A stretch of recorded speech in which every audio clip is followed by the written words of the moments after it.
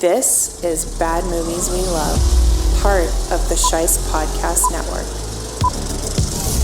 If you're listening to this, you are the resistance.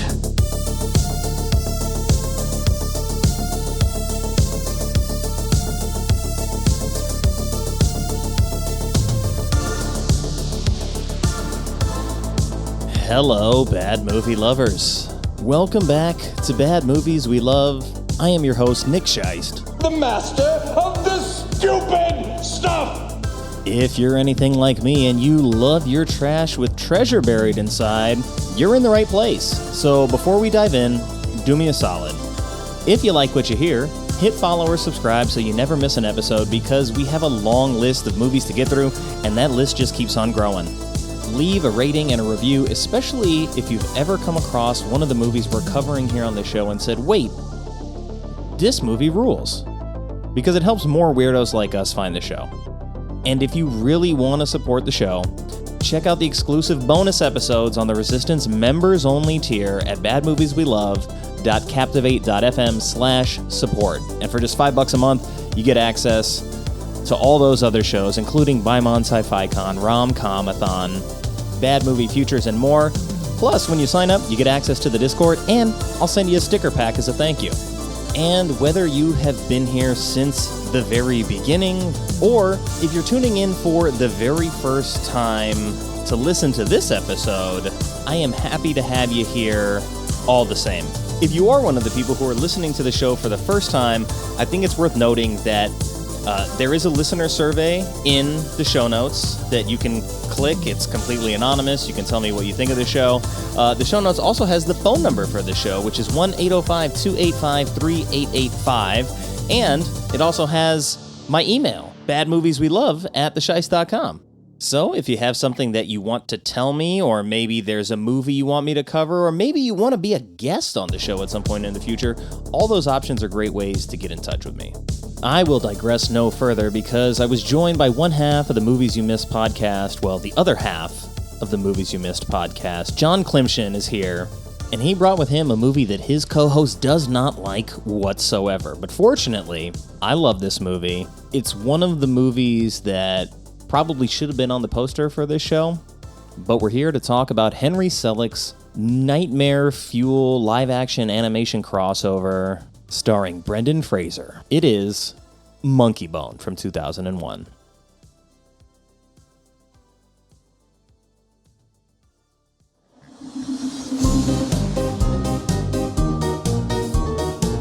It's a twisted-ass flick, like, for sure. I feel like maybe the messiness is the biggest turnoff. A lot of people were not ready for it. You gotta commit. I'd never even heard of the graphic novel. I saw one trailer for it. A buddy of mine was like, yeah, let's go. It's Brendan Fraser. It looks funny. If you just decided to watch the movie based on that, I apologize. I could alternate universe Monkeybone with Ben Stiller. Damn, the alternate universe where Nick Cage is in this movie? Wow. Monkeybone? Back in the pack. Stu? I mean it this time. Back in the pack! I can explain everything. I was tired of being a figment. See, it's dirty, menial work. It's kind of like being a pool boy, but even pool boys have their own bodies. Don't I at least deserve a body? Not my body! You get back in the pack, you bastard!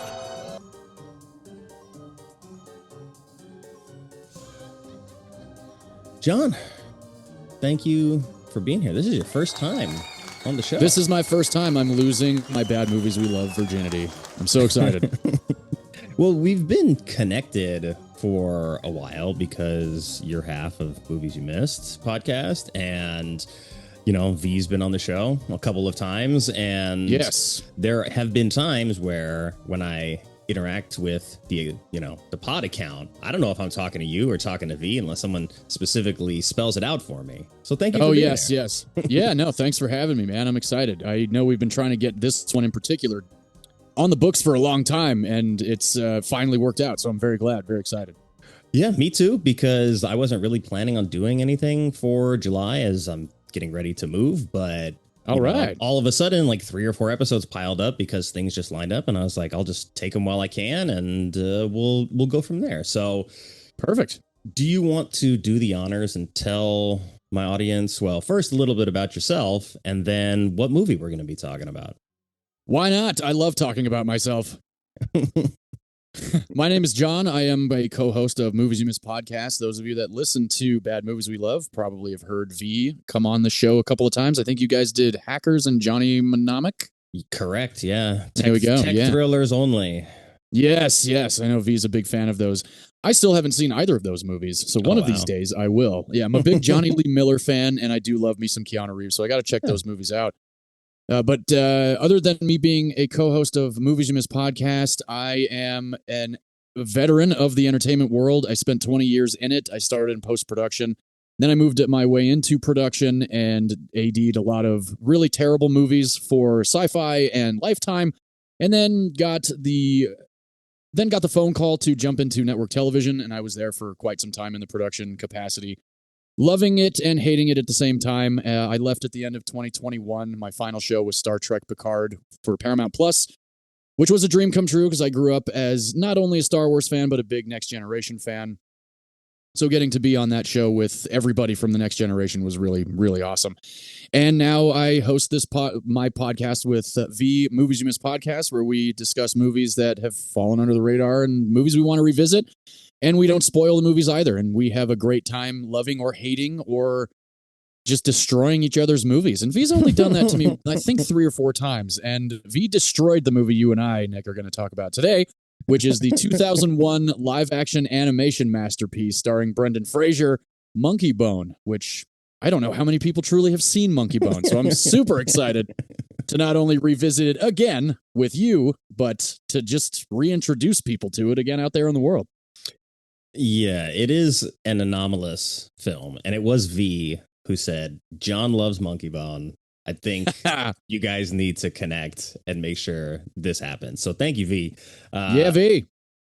So Monkeybone is a 2000s era film, surprisingly. Like when you watch it, it doesn't feel like that, but it really doesn't. Yeah, but directed by Henry Selick, who, of course, Nightmare Before Christmas, James and the Giant Peach, Coraline, really impressive, well-renowned stuff. The original graphic novel, right, was Dark Town. I've looked it up so many different times ever since V and I did Monkeybone on our show to see if I can find it. I cannot find it anywhere, and apparently it's only 1 volume. Kaja Blackley never did a volume 2.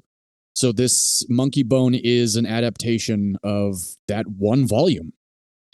Yeah, and this wasn't even Blackley's idea. Some fan of the book gave it to Henry Selick, and he started the process of adapting it. And then Sam Hamm was brought in, and he had written, stories and screenplays for a lot of the Batman stuff in the Burton era, all the way to the animated series. So a lot of the familiar pieces of other projects that are much more beloved than this one all still kind of work together on this. Oh yeah. And like you said, stars Brendan Fraser, Bridget Fonda, and it's John Turturro that is doing the voice of Monkeybone, which I don't think I ever paid attention to until this time around. So it was nice to always pick up something new. I probably haven't seen this movie in a minimum of 20 years, but oh my gosh, wow. When it came out, I loved it and I watched it as much as I could. I thought I owned it, but I did not. And so I'll probably have to rectify that after the fact. There we go. Yes, I strongly advise you to get a physical copy of this movie. Does this have a Blu-ray release? Is there a boutique label that's putting out Monkeybone 4Ks? I haven't even looked. I've owned the DVD since it came out. I saw it in theaters opening weekend. And then it came out, and I rented it at Hollywood Video. Actually, my parents rented it for me because they know I loved it in theaters. I was sick, I think, at homesick from school for a couple of days or something. And they were like, oh, we rented you Monkeybone. We know you like that movie. I'm like, yeah, I love that movie. And they walked in at parts they probably shouldn't have walked in on, but it's still a PG-13 movie. I consider it somewhat tame compared to other PG-13 movies. But I completely think you should. I think you should definitely get a physical copy of it. I'm a big physical copy advocator. I imagine you are too. I didn't actually ask you any of your collection styles. I've got every format back to VHS up to 4K now, and my cabinets are overflowing, and my wife is getting a little irritated, but she collects books. So I collect movies and she collects books. Fair. I think my newest edition was the Jaws 50th. Oh, nice. Steelbook 4K. So made sure that I got that. Mostly my collection is DVDs because that's when I really first started getting into it. But then as I started doing the math, I was like, I actually have a lot more Blu-rays than I thought. Some are 4K, some aren't. And then since we're moving, I've been going through all of my physical media stuff, like prepping to actually pack it, put it in storage, decide if it's coming to the smaller place with us or not. And found out that I have like 50 plus duplicates of things that are now sectioned off for giveaway purposes. Sure. And I also found I thought I did a good sweep, but I found more duplicates last night. So I've added those to the pile, but I think I'm going to do something for the audience because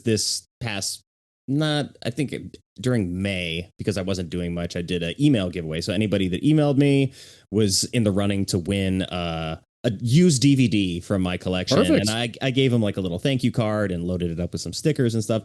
So it wasn't just like, here's some trash I'm trying to get rid of. And so I had some people, I still got 3 more to ship out via media mail. I think I need to do something for my Spotify listeners, which I have a lot of, and I feel it's actually like the largest audience in terms of listenership. So for the people that are Spotify listeners, I want to like just acknowledge you and know that I am paying attention and I'm thinking of something to do specifically for all of you. So I think that's going to be it. You're going to get a copy of Mom for Christmas, or maybe Little Miss Sunshine, which I found. So you'll get some DVDs. I mean, it'll be something. Yeah. There's nothing wrong with that. My 4K player plays DVDs, so I have my collection spans over 2,000 DVD, VHS, and Blu-ray and 4K now. My last 4K purchase was Goodfellas and oh gosh, I can't even remember. It was Goodfellas and something else, and I was very excited about it. And I don't buy every movie that goes on 4K because there's some I just am kind of like I don't think that one really needed the 4K upres, but there are several movies that definitely needed the 4K upres. So I'm always looking on Amazon like at the new releases and stuff, and maybe I'll jump in on that and take some of your duplicates. I've found many duplicates. I've even found movies that I completely forgot that I had after I've rented them for my show with V, like Lawrence of Arabia. I had on DVD, had no idea. Ben-Hur, same thing. I had that on DVD. I didn't even remember. I know. That's fair. As I've been cleaning up and going through the stacks, I'm like, wait a second, I rented this movie. Damn it. I knew $3.99. I had could it have saved somewhere. that money. Yeah, most of the time the $3.99 is hopefully going into somebody's pocket that deserves it. But yes, there have been several instances of movies that I didn't think that I had, but turns out I did have. They're just not organized properly. I don't think I'm in the thousands range. It might be like borderline 1,000 total. All right. But in this age now where streaming services can yank whatever they want off their platform, put it behind like additional paywalls, it just in the name of film preservation, I think it's better to at least have some control over that kind of stuff. So I'm kind of back on the like, let me get movies. I don't want to overdo it. So I kind of like treat myself. Oh, I got like a bigger paycheck than I normally would. So let me add something like the Cell, the Arrow 4K Blu-ray was something that I added to my collection, even though I already had it. Oh, all right. Well, that's the other thing. I have 5 different copies of Trainspotting. I have VHS. I have 2 DVDs. I have Blu-ray, and now I have the Criterion collection. So I have them all. Yeah. And my wife is like, well, you can get rid of the ones that you don't watch. I'm like, no. Those cannot. ones I'm not going to get rid of. Same with Jurassic Park. I have them all on DVD up to Jurassic Park 3. I have to emphasize this. Up to Jurassic Park 3. Have them all on VHS, DVD, Blu-ray, and now 4K. So there are certain movies that I will keep duplicates of because of the sentimentality of them for me. Fair. But there's nothing wrong with finding duplicates, and you're doing the right thing by giving them away to people that will hopefully cherish them and show them to other people. Yeah, and I've got some Blu-rays in that stack as well to give away. So it's like, hey, they're not all completely outdated. Some of them aren't even open, I found out. Oh, yeah. Yeah, so we've got that too. But I did have to be careful about, okay, I've got this DVD from like the very first time DVDs were created. I have Fifth Element was the first movie I ever had on DVD. And so it's one of those old like snap open paper cover boxes at the very beginning. And so I was like, I know I have a much nicer Fifth Element. Do I keep this one? I'm like, I think so, just for the sake of memory. And then it's like I found 2 of the Jaws widescreen collector's edition ones. I was like, I'll keep one, I'll give one away. But then if the actual upgrade was like significant and the original DVD was like kind of nothing, I was like, okay, that can go to the stack, and then I'll keep the nicer one just for the sake of trying to get things organized. But I think in the process of doing all this, it will be like also cataloging, alphabetizing, finally just like adding stuff to Letterboxd that I've never done. Oh, yes, yes. Like if I'm really going to do it for my entire lifetime, it's going to be so painstaking that I'm just like, no, I'll just start now. Whatever. I've seen 700 movies only, whatever you want to call it. That's fine. Right. Yeah. No, I get that. My wife had me start cataloging. I want to say it was right around the first couple months of COVID lockdown. She's like, why don't you start cataloging your DVDs? Like put them in genre and this is that. I got to probably 500, almost 600 cataloged movies that I have. And what I would start doing I would start kind of like blockbustering myself out. Like I'd send it to people that were like, hey, like asking me if I'd seen this movie. I'm like, I actually have it. If you want to borrow it, then, here's my list. I'd email my list out and people would send me back like 7 or 10 movies that they want to borrow. And I would let them borrow them. And I used to be a real stickler about that. And now I'm just like, no, if they haven't seen this movie, they got to see this movie if they want. And I have it. I'm not going to have them pay for it. I'll just let them borrow it. So I definitely cataloged. I did that with my records too, but I haven't touched it since I think the second or third week I started doing it. So there's a lot that I can add, and same with Letterboxd. I don't do the Letterboxd thing. I probably should, but I'm so busy with my life, I guess it is, and work and trying to keep up with posting them for our podcast too, that I'm just like, going over to Letterboxd, and the cataloging thing can be real tedious, but it also can be fun too. Yeah, I think if I organize everything alphabetically the way that I want to, and then I'm going to have it all digital, and then I'll just be like toggle on off basically for like watch, not watch. And then I can just sit there with Letterboxd and just do one at a time fairly quickly, I think. So I might do it that way, because that at least is like, okay, this isn't going to be a long-term thing. But I've just tried to use the diary feature better the last couple of years, because I was doing it like in my notes app, and I was like, this is so stupid. Why am I doing this? Like, there's literally like an app built to do just this. And a lot more. But I was like, let me commit to using the diary feature. So I started, and I'm trying to be better about it. But yeah, I forget. I watched the movie. I didn't even remember that I watched Anacondas or The Wedding Planner. I was like, this stuff, I'm like, oh, what day did I watch it? I got to put it in the right order. So I know I need to do it like immediately when the movie's over, which I see a lot of people doing. Like when I go to the theater, it's immediate. Credits roll, Letterboxd time. Yeah, I know. I don't do that. Maybe I should adopt that. There's so many movies that have come out this year that I'll sit on the couch and I'll Letterboxd. I think I did the diary thing for about an hour 2 or 3 weeks ago, and just rated most of the movies that I'd seen throughout 2025 so far. And I put them in my note app too, because V and I just released our mid-year review of 2025, and we do our movies you should miss, movies absolutely should not miss, and movies you could miss. And I had to break them all down into different categories, and I've seen way more movies than V has this year, and that's nothing against V. V's a very busy person, but the Letterboxd thing, I like you, I need to adopt getting a little bit better at it. I mean, you're still ahead of me. I still did not do my 2024 list yet. I was like, at this point, like, I don't even know if I want to do it. I had some months that I was like, maybe gonna do it, because it's like I ran the website and I did it. This would be the 8th year. So I'm like, I went from doing the website and writing a lot to then starting the show. And then that show birthed this show. And then this show birthed other shows. So now all my time, like my hobby time, is mostly consumed by podcast stuff. So I don't really have time to like sit down and write anymore. And that's kind of been like a weird weird issue, but I did have to write a script for a 2-minute audio project over the weekend. And that was a lot of fun. So I was like, I need to like just force myself to do it. If I'm getting up early, just maybe dedicate like an hour in the morning or something and just like brainstorm and write and just get back to doing that, because I do miss it, but I also just don't have time for it. So we'll figure it out. Yeah, we'll coming all sometime before the end of 2025. It'll be the 2024 Scheist Awards. There you go. Hey, you know what? It's something to look forward to. Yeah, absolutely. Maybe when in July, when I'm hopefully taking some more time off from the podcast stuff, which I don't even know if that's going to be the case at this point. But sounds like I believe in you. You'll be able to get some time off. We're taking a hiatus this summer. I've been kind of pitching that to V over the last several months and finally jumped on it. So we're gonna be going on hiatus for a little while, and hopefully I'll have a little bit more time to be more on Twitter and more active and stuff like that, because it's, like you said, it's time consuming, and as passionate and hobbyistic as it is and a lot of fun as it is, it can be a bit draining. And then my wife a lot of times will be like, you're always on your phone, and I'm like, well, I want people to pay attention to the podcast and get listeners. So I know you're married. I imagine it maybe is a similar situation as well. It's like you're always on your phone, or you're always. I've heard those words before.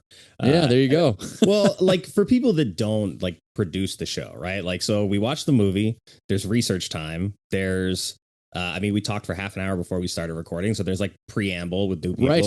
Then the episode's 2 hours. Then if I'm lucky, I can edit it in less than 6. Once it's published, it still takes 20 minutes to like trickle into its distribution window before it hits Apple, Spotify, Good Pods, Pocket Casts, all that stuff. So after I hit publish, it's still not done. And then in that 20 minutes when I'm waiting, I'm pretty much like drafting the stuff for Blue Sky and Twitter and Instagram and all the posts that have to go out surrounding it. And I'm doing video editing. And so like all in for one episode, it's not just what you hear here. It's 20 something hours, maybe. Sure.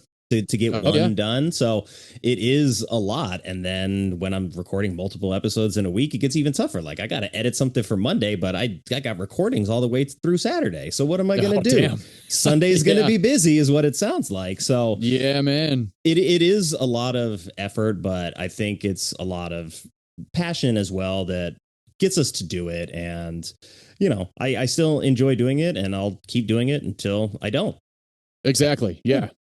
No, it's a lot of fun. Always talking movies has been one of my biggest passions. And that was why I love the entertainment industry so much. You come back on a Monday, it's like, what'd you go see this weekend? And be like 45 minutes, pretty much all day, between takes. Like, oh, do you remember the part? Oh, man. There's just like books and TV shows, but there's something different about cinema where you can connect with people, I feel like, more with movies. And that's maybe, I don't know how you feel about that, but ever since I was a kid, I've never talked about anything more than cinema. And I read avidly. I don't really watch a lot of TV, but I am a movie watcher like crazy. And people that I work with now are like, "Did you go to the movies last night?" Because if we end up closing early at the bar that I work at, I'm going to go to the fucking movies. I'll text my wife and be like, "Go to the movies tonight. We got off early. I'll see you when I get home."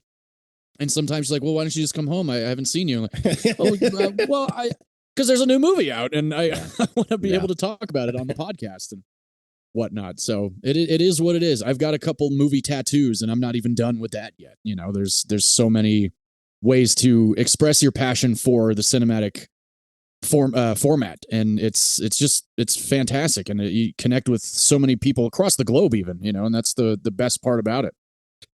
Yeah, I think for me, sort of movies and TV compete in that space of like, what is the hot thing to talk about? But it does sort of divide you into camps of like the people that are watching the hot show, like when Adolescence was out, like that was the buzz.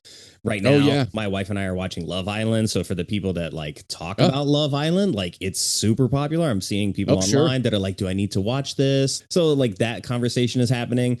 However, it's like an hour or so every night for weeks, where I can go to the movies and I'm done in the 2 hours. And it's like, it started and it finished. And now we can just talk about it. Whereas even one of our side projects, we're talking about Brothers and Sisters, which ran for 6 seasons, has 200 episodes.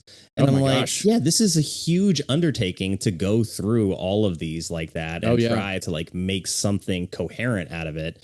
So I think just bang for buck, like, you know, what is the website? Birth, Movies, Death. Right. So it's like that cycle of just like it starts, there's a middle, there's an end, and it's over. Oh, got it. Yeah. It's the most easily digestible. For sure. And I've said that to a lot of people. They're like, why don't you watch Adolescence or White Lotus or this, you know, all this stuff on HBO? I think the last true new series that I watched, other than Game of Thrones, was, I think it was The Righteous Gemstones, but I didn't even continue after mid-season 2. Like I just was like, season 1 was great. I'm done. You know, like, and nothing against it. I love Danny McBride and everybody involved. It just, like you said, you got to commit to however many episodes that are half hour to an hour long. And a movie, when it's over, unless it's set up for a sequel, which happens a lot these days, there's nothing wrong with that, but it's still like, well, the movie ended and now we have to wait however long for the sequel. You know, it is, TV is a tough one. And just like movies now with all the different streaming services, so many TV shows are coming out. And there are still a lot of movies coming out too. But so many people will watch them at home because it's on streaming and they won't go to the theaters. Granted, I go to the movies sometimes at Tuesday at like 1 o'clock in the afternoon. My off days are Tuesday, Wednesday. Yeah, it's the best. I'm the only one in there. It is. It's great. However, I do feel bad that there's nobody else in the theater.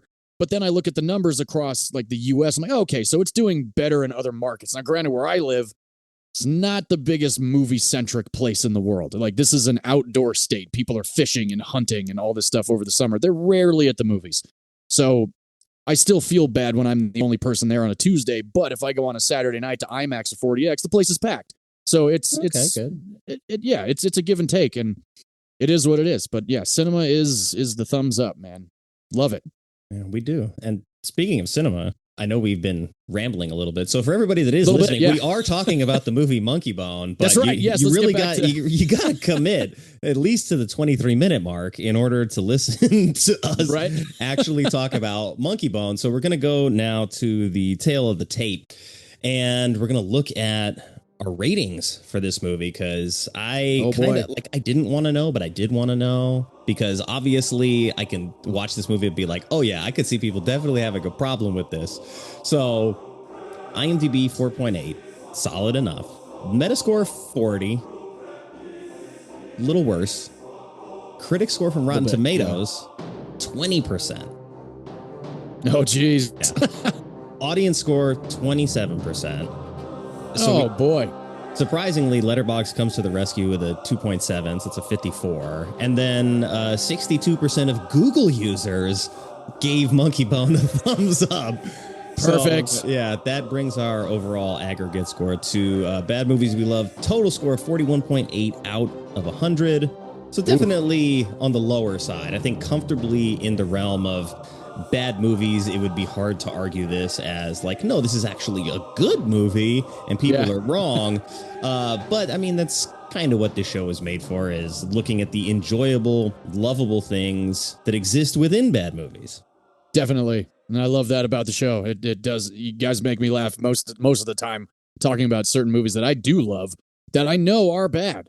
And it's like you did Sphere. Oh, yeah. That was a good episode. Sphere. I love Sphere. I'll never forget seeing Sphere for the first time in theaters. It scared the hell out of me. And watching it later on, it's not great, but it's still great. It's a lot of fun. Sharon Stone and Sam Jackson and Dustin Hoffman, killer cast. Yeah, a good cast goes a long way, even on a bad project. And I think that's a good example of that. And this movie also has a really fantastic cast.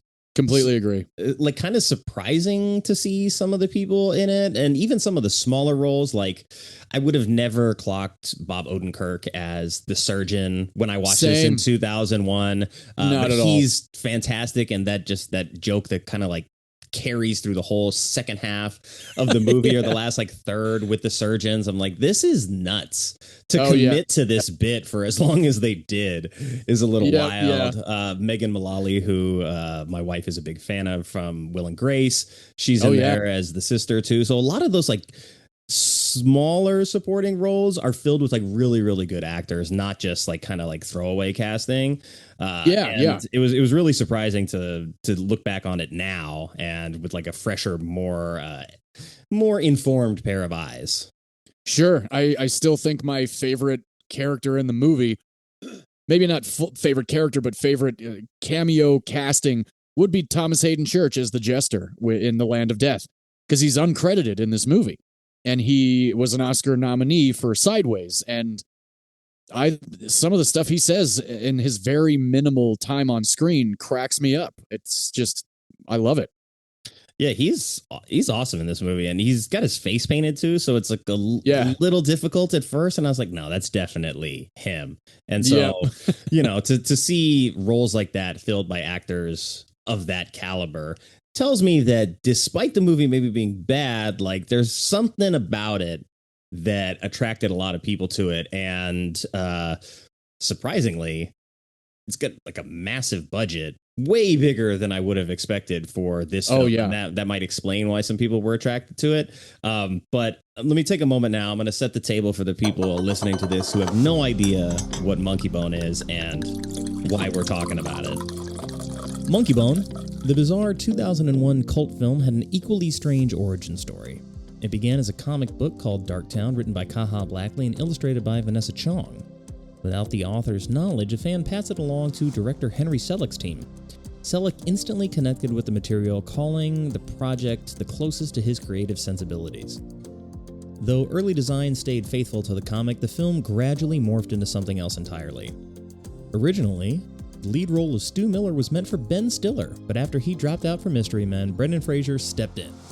Visually, Monkeybone drew from surrealist artist Mark Ryden, cartoonist Magnus Carlsen, and was heavily influenced by films like Beetlejuice and Who Framed Roger Rabbit. It also peppered in obscure nods to the parody religion The Church of the Subgenius. Despite its unique vision, Monkeybone flopped at the box office, earning just over $7.6 million worldwide against a $75 million budget. So, if we're looking right now at this movie, I know that I maybe put you on the spot, but it's your first time on the show. Yeah.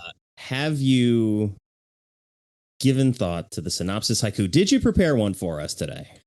The haiku thing is tough for me. I've never been too much of a poet, but I can do it as quickly and as coherently as possible, if that works for you. That works for me. I've got one, so I'm not going to leave you out there on the ledge. I will also read mine.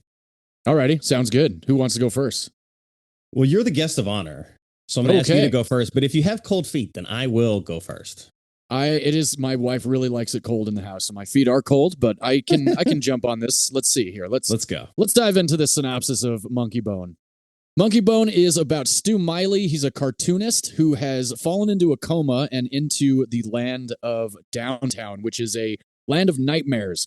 And he is trying to figure out a way to get back to his body before the plug is pulled on him and he no longer can continue to live his life.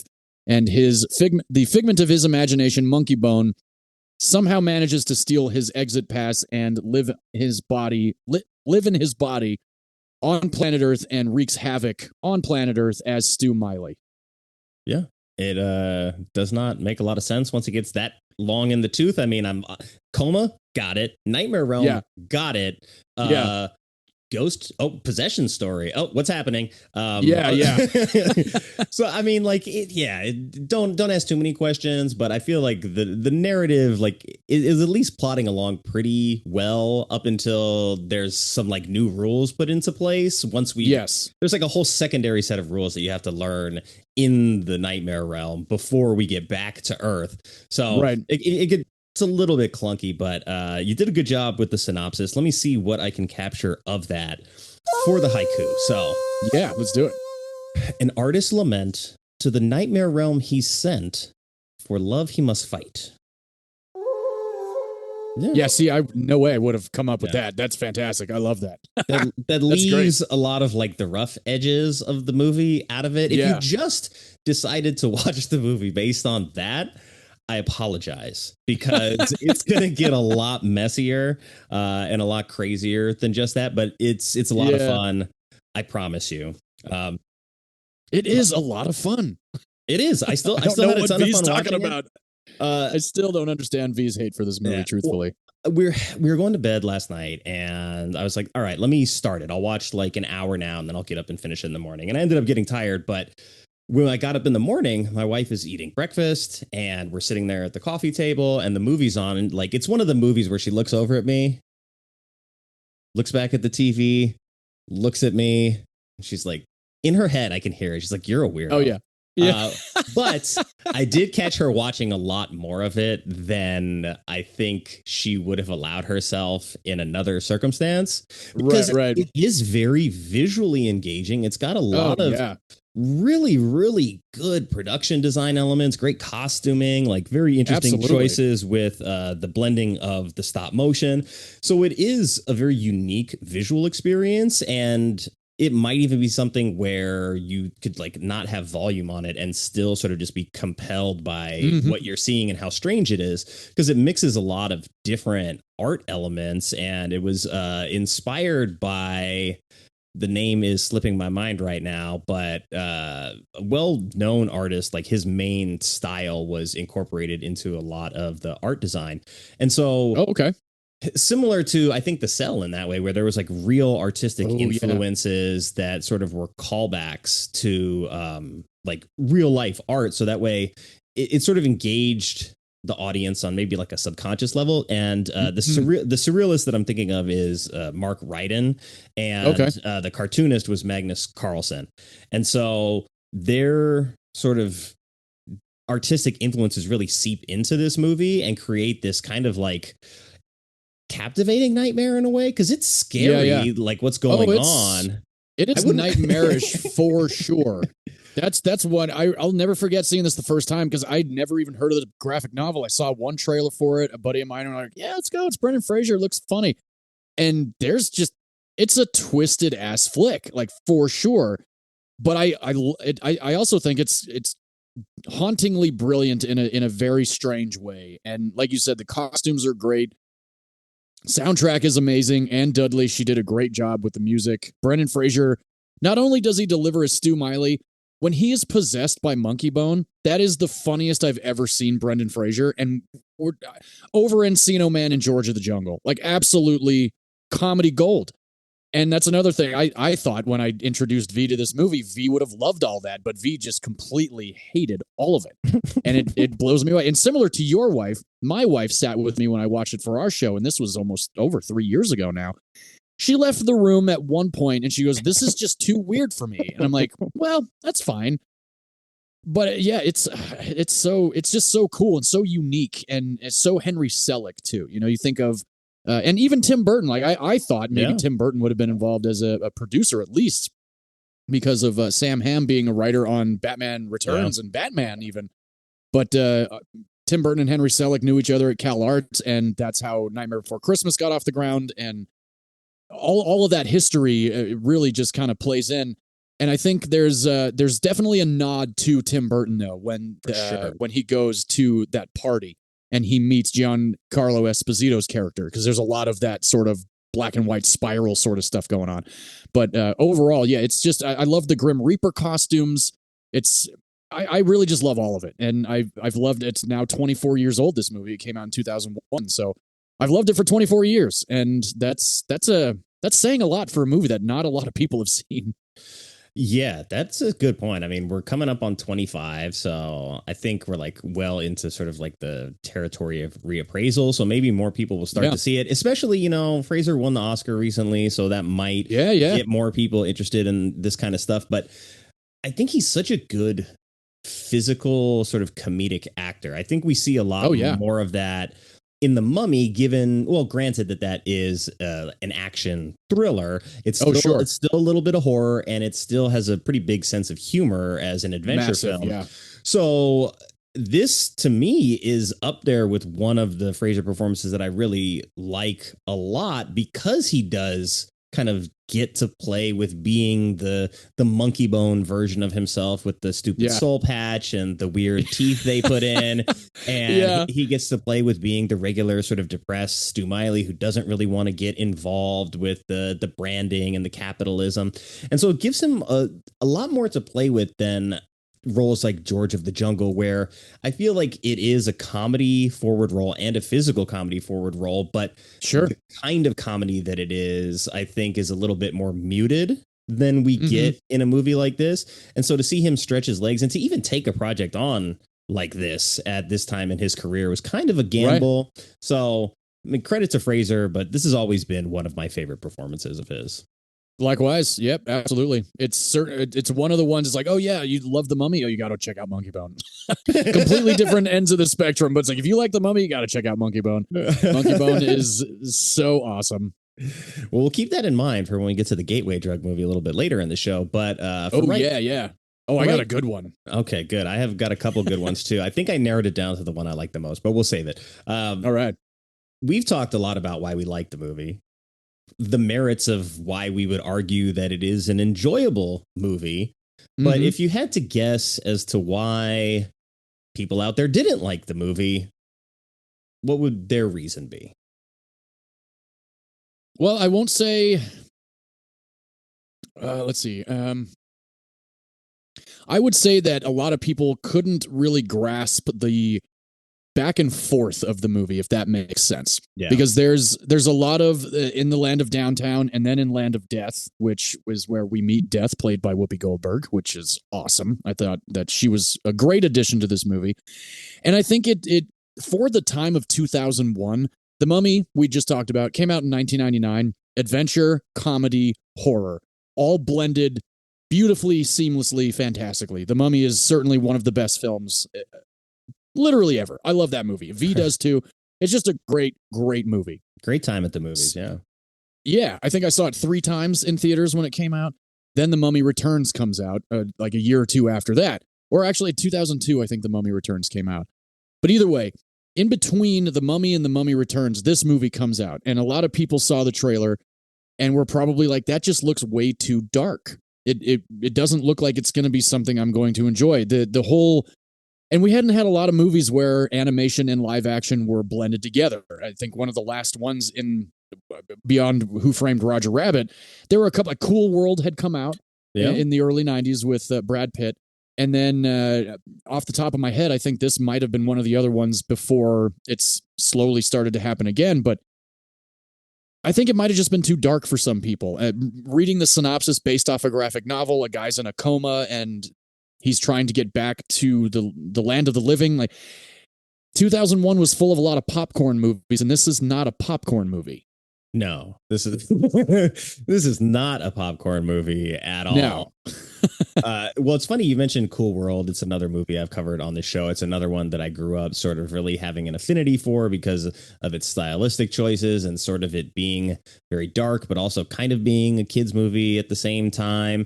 Surprisingly, there's a lot more in common than I thought in that there is a cartoonist who gets like sucked into like a weird nightmare realm, who then runs into one of their creations in the nightmare realm, who then wants to become a human in the real world. I've never seen Cool World. Oh yeah, so it has a lot of story similarities to this, and has a good cast. You know, Gabriel Byrne and Kim Basinger are the 2 leads. So cool. Plenty of fun to be had there. Obviously, Brad Pitt is in it as well, and he's like kind of the lead, but also kind of a supporting actor. So there's a lot going on in that movie, just like this one. I feel like maybe the messiness is the biggest turnoff for people, and that, like you said about maybe the narrative structure of like not knowing which thing to commit to sort of puts the audience in a predicament of like, well, am I invested in Nightmare Realm where all the fun is happening, or am I invested in like the real world where the stakes kind of actually are? Yeah. Because there's oddly enough, I feel there's a good amount of humanity to this movie. Yeah, there's a lot. And I use that in a lot of the movies that we discuss in Movies You Miss podcast, because it's true. You know, you got to look at not only just the comedy and the horror of it, but in the real world, while Stu is still in downtown, his girlfriend is trying to figure out a way to make sure that he wakes up and the plug doesn't get pulled. And on top of that, after he comes back as Monkeybone, she's still got this, bleeding heart love for him, and thinking that just because of this coma, he's completely 180'd. But obviously she doesn't know that he is possessed by a figment of Stu's imagination, which I think is absolutely brilliant. and it just shows the fact that a woman can still love a man who 180s after a coma. So our wives, hopefully will maybe one day watch this movie when we wake up from a coma. No, I don't think that. Hopefully that'll never happen to either of us. But it'll be on my advanced directive. Be like, don't wake me up until you've seen Monkeybone. Exactly. Yes. Yeah. Yes. I love that. Well, I think that whole story is kind of like it's almost too smart or too sentimental for this movie, because the idea that there was this proposal that was going to happen, that you have Stu, who is committed to Julia, and they were going to be husband and wife, most likely. Then when the accident happens, he's compromised and she has no ability to decide on his treatment and level of care. And his kind of like flippant, bitchy sister is just, okay, well, let's pull the plug and we're ready to do this. So like that dynamic could be its own movie on its own, just like for sure, the struggle to fight for your loved one's rights when you're not married. And so it's like, that's a really big idea, sort of compressed into a punchline kind of situation in this movie. But it does tell me that there is intent, there is heart, there's people that like thought about the actual logistics of the person in the coma, the girlfriend, the family dynamic. So all that is there. It's just handled in a way that is like, this is not a melodrama. Right. This is about like a dick euphemism run wild and and the nightmare world. So it's a little much. And I think that would be my guess. When we get to Critics Corner, that's going to be sort of what I expect to hear from the critics, is that like this movie was too much. But well, I know there was one review that said that it was some of the crudest laugh out loud humor since South Park. Okay. And South Park, we all know, is absolutely out of control and hysterical. I am a massive South Park fan, and not a lot of people are. And when this movie came out in 2001, I mentioned before, there were so many. I mean, Spider-Man, family friendly, even though PG-13 and pretty intense, but very stylized, very comic book. And this, while there's a lot of like, there's Cyclops, there's that half man, half bull, almost like a centaur bartender. And then there's the weird pig girl and the Yeti. And there's just so many different images in this movie. And again, it's coming from Henry Selick's mind and this graphic novel that only had the one volume. So I feel like just a lot of people were not ready for it. And and that's okay. That there's nothing wrong with that. It's unfortunate that the budget was as astronomical as it was, and it was completely dragged through the mud box office wise. It was so heartbreaking to see that happen, especially because of The Mummy that had just come out. But yeah, I like everything you said. I completely will agree with you there. Cool. Well, let's take a look back now at the trailer from 2001, and we'll see what was on deck with Monkeybone and how they tried to sell this movie to audiences, because I feel like somewhere in the preface should be like, do you like Who Framed Roger Rabbit and Cool World and Beetlejuice? Well, then we've got a movie that you will probably like. But if you're going like, hey, this is from the director of The Nightmare Before Christmas, and it stars the guy that you love from The Mummy, you're sort of like stacking the deck against yourself, I think, if you go that direction. Little bit, yeah. Well, and also with George of the Jungle, PG Disney movie, right? So you've got this movie coming out, and it's like, well, he was just in a Disney movie. And all right, I have not watched the trailer in I don't know how long. Let's check this out. Before we get to the trailer, it's time for a quick word from our sponsor. Feeling blocked?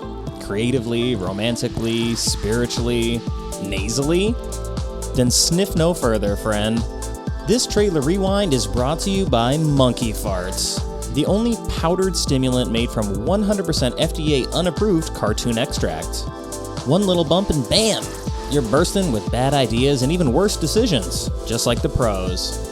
Side effects may include sudden jazz hands, erotic hallucinations of non-stop goats, screaming the phrase "I am the muse" at strangers, and spontaneous animation of your inner demons.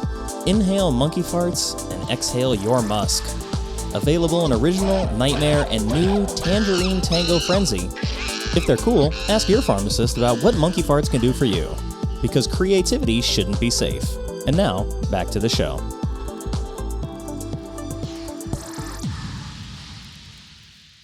Yeah, let's go. Show me the monkey! Stu Miley is the creator. The man behind the monkey. Monkeybone is his creation. I love your ways. Stu was about to have it all until it all came crashing down. Oh, that's a deleted scene. Yeah. From the director of the That's how he ended up in the coma for real. Yeah. Hello? Am I dead?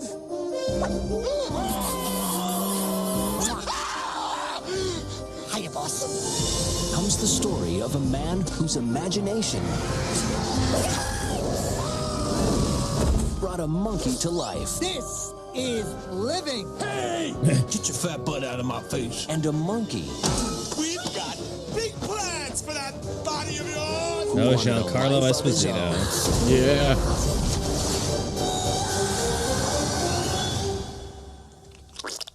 Stu? Whoa, baby! Oh, wow. I didn't realize they were going to give away this like plot point in the trailer. Yeah. It's got Oh, they to haven't be even altered Turturro's voice yet. Everybody. Monkeybone. 20th Century Fox presents Brendan Fraser, Bridget Fonda, The woman I love is living with a little monkey that looks like me. Dive, dive, dive! I love that scene so much. What a lucky girl. Monkeybone. Sorry, kitty. I'll be right back after I choke my monkey! Euphemism intended. Oh yeah, big time. Yeah, see, that's an interesting trailer. It certainly shows a lot of the dark aspects of it, and then it gives away. I mean, I guess there's really no real way to not give away the fact that Monkeybone does get into Stu's body, because that's part of the big, last 45 minutes of the movie. So Yeah. I guess they would have to show that. But I worked in sales for a year, and that was always the hardest part, was how do you, and it still is, like, how do you sell a movie in a trailer in 2 minutes and want people to go see it? And there's so many different movies. I think my biggest example of a trailer not being anything like the movie would be Inglourious Bastards by Tarantino. So many people saw that trailer and were like, this is going to be the craziest action movie I've ever fucking seen. And it's a 3-hour dialogue fest. It is my favorite Tarantino movie of all time. I love it. There is a lot of action in it, but Yeah, it is not funny. an action movie. No. Same with Furiosa, Mad Max saga. Marketed as a massive action movie. It's 2.5 hours. There's maybe 20 minutes of action in that movie. So when it's marketed a different way and people go opening weekend and then the word of mouth happens, like, well, it was marketed this way and this, it just happened to me with 20 years later. It was marketed very differently than what the movie really is. And a lot of times that can really put a sour taste in people's mouths, and the word of mouth gets out and nobody goes to see it after that. So I feel like that could have been what happened with Monkeybone. Yeah, like, I mean, knowing the movie and seeing the trailer, I would still probably be curious just based on the cast and how zany it is. But yeah, the decision to like really commit to like, hey, we're going with like full sort of like possession route where Monkeybone is coming into the world. Like, if you even just trim that part out where you like tell the audience that, and we see Brendan Fraser acting weird as the goateed version of himself and the regular version, maybe, there's enough. But like, yeah, the trailer didn't work. And Henry Selick actually did an interview in 2022 where he like spelled out his displeasure with Monkeybone. And initially I was just going to like comment on it, but I have the quote here from him. And he says, I'm curious about this. He says, I have a few feelings. I don't feel Monkeybone would ever have been a big hit as it was. They dumped the film with no publicity, not a single ad, because they just figured, well, it's a failure. We don't want to help it any which way. And the funniest thing of all, though, was that we did get rave reviews in the New York Times, in the LA Times. But then for a lot of other critics, they were like, they're angry about this film. So I have two thoughts. It never would have been a big hit. It certainly would have done better if they advertised it a little. I would still like to do a director's cut because there's a lot of cool stuff that was removed. My main lesson learned is I don't really do well in the live action universe. I love my world of stop motion. I went down a slippery slope to make Monkeybone, but the film that came out, it's not my vision of what the film could have been, and I just don't thrive in that. Release the Selick cut. Right? Release the Selick cut. Yeah. Release the Selick cut. I want to see that so bad. I had no idea that he had gone on to interview about that movie. It's so interesting too, and I gotta respect him for dropping the fact that live action was not his thing, because I worked with a prop master on NCIS LA for 3 years that worked in props on Monkeybone, and he said that every single person on that movie was absolutely fantastic. Brendan Fraser was one of the nicest guys he's ever worked with. Rose McGowan, Bridget, Fonda, everybody. Chris Katan, we haven't even talked about him yet. Right. Chris Katan, amazing. Henry Selick could not direct live action. And Tommy, his name, Tommy, I'm not going to drop his last name, but he has been working in props for 45 years. And just to hear something like that, and of course, we all know, Nightmare Before Christmas, Coraline, James and the Giant Peach, there's no live action in any of those movies. Except, well, James and the Giant Peach starts out live action, but then is ultimately a stop motion feature after that. But that was the one thing I remember Tommy saying was like Henry Selick had the biggest problem directing actors instead of directing animation. And he can direct voice acting because he's done that beautifully with Nightmare and Coraline and James and the Giant Peach. But in person, he could not articulate what he wanted. And that can be very troubling for an actor, such as everybody in this movie. You know, they were all seasoned. Everybody's been doing stuff for as long as however long. I mean, Brendan Fraser started out in the 90s, Rose McGowan, same thing, Giancarlo Esposito, and Whoopi Goldberg, for crying out loud, you know. So I'm glad that he I'm gonna just have to start a Twitter campaign. I think just release the Selick cut, like give him all the footage, because on DVD there's 11 extended and deleted scenes. In the trailer, we see that he's in the phone booth. That is the actual way how he gets into the coma, not the car accident itself. So there are extended and deleted scenes that do move the story along a little bit farther, which could be the only ones that he would include, but maybe there'll be more. There might be more in Downtown. There might be more, exposition even in The Land of Death with Whoopi Goldberg. Who knows? I would love to see it all. I really would.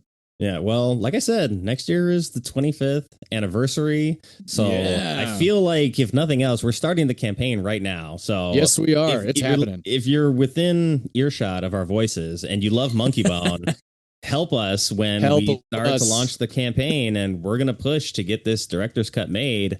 Why not? Let's get that 4K blue next year with the director's cut and commentary. Henry Selick, you're out there. You're listening. Yeah, man. You're not listening. Let's do it. But hopefully this you never know. Something that comes from this conversation hopefully reaches your ears. But yeah, like it'd be one thing if the director's cut quote came from, say, 2005, right? This is from 3 years ago. So this was recent, and he's still thinking about, maybe there's a version that I could do. And I know that sort of boutique labels like big anniversaries to do releases for. So this might be a perfect opportunity to do that, and that would be so awesome. It would be great. You had mentioned the cast too, and that like Bridget Fonda, this was her last movie before she retired. I know, unfortunately. That's wild. Yeah, she's like, oh god, like my last movie flopped. Okay, I'm done. Could you imagine it brings her out of the woodwork again? That'd be something else. Come on, do some commentary on the DVD. We'd love to hear from you and your experience on this. And I would love to hear like Fraser too. Yeah, exactly. And John Turturro, of all people, the voice of Monkeybone. Let's hear what that was like in the studio, recording the dialogue for this movie. Like, what did they cut out? I can only imagine they let him riff for so long, because of course he's such a brilliant actor, not only in Oh Brother Where Art Thou, but Barton Fink. And I gotta say, he's one of my favorite characters in the Transformers series. I love him in the Transformers movies. And of course, we can never forget his role as Jesus in The Big Lebowski. So I would love to see more of John Turturro and hear more of the making of Monkeybone for sure. Yeah, he's excellent in Rounders, another one of my favorites, and he's on Rounders Severance is great. right now. So you can catch him on Apple TV literally right now. Right now, yeah. That is a series I have been wanting to actually check out. When going back to our earlier chat about series and movies, I think I started Severance and got to episode 2, and then was like, nah, I'll move on from this. I do like Shrinking though on Apple TV, but we're not here to talk about that. Yeah, we binge watched Shrinking in like a week and a half or so. Really love that show. Great show. Great show. Very well written, very sort of sentimental and earnest in its approach. So definitely good stuff. How do you feel about doing a little bit of trivia right now? I'm in. Let's do it. Time for trivia.